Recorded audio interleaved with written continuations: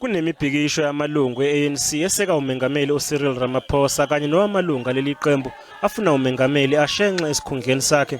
Labo abeseka uRamaphosa bathi umbiko wekomiti lika section 89 ukhishwe ngenhloso yokuphazamisa umkhankaso wakhe wokuthola ihlandla lesibili lokuhola iqembu engqungqutheleni yaleli qembu. Currently we are just dealing with the ESA and then we are therefore questioning the timing of the report. Why were they pushed to release the report so early before the conference?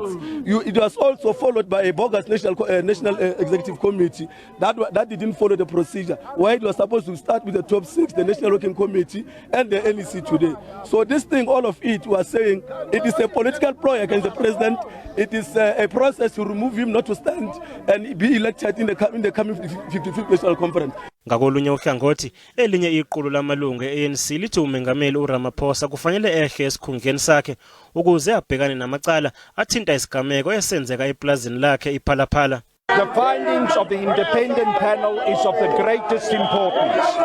Those findings show that there is a serious prima facie case to answer. And under the circumstances, we must insist that Cyril Ramaphosa must face that case and that he has to now step down in order to answer the serious case that he has against him.